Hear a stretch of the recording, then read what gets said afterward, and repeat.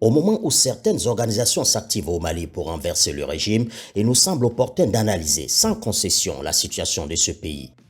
Précisons d'emblée que tous les analystes indépendants sont d'avis que le problème du Mali est structurel et chasser Ibeka ne le résoudra pas.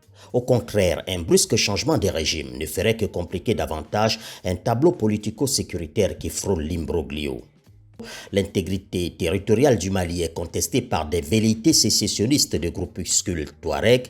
La laïcité de l'État est menacée par de pseudo-djihadistes dont la barbe et le turban ne trompent personne sur leur réelle motivation, le narcotrafic et le très lucratif business des otages.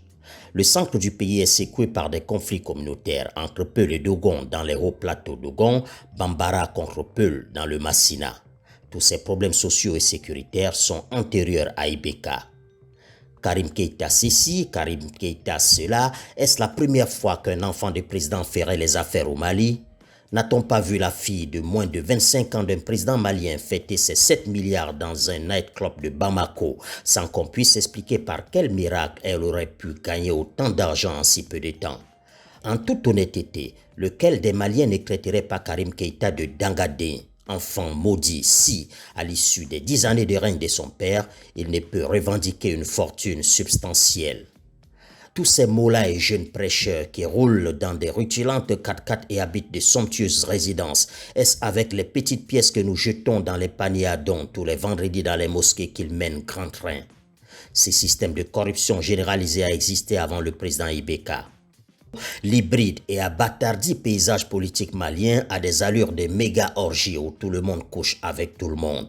Il existe en effet au Mali des situations ubuesques où des partis de la mouvance présidentielle et ceux de l'opposition forment des listes communes lors des législatives. C'est comme si au Cameroun, le RDPC de Paul Biya et le MRC de Kamto se mettaient sur des listes communes lors d'élections.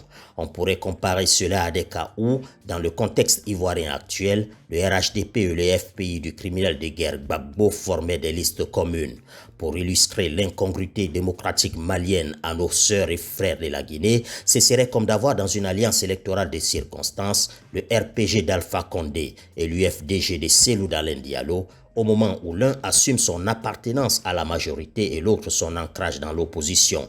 Cette escroquerie démocratique typiquement malienne, est-ce Ibeka qui l'a instituée? Bien sûr que non. En 2002, à l'issue des législatives, la coalition Espoir 2002 autour d'Ibeka majoritaire est empêchée de former le gouvernement comme l'exige pourtant la Constitution. Par des contorsions avec de lourdes enveloppes distribuées en plein jour au sein même de l'hémicycle, Ibeka se retrouve simple spectateur malgré sa majorité. Un président dépourvu de parti politique a ainsi pu gouverner pendant 10 ans dans un système semi-parlementaire sans que cela ne choque personne.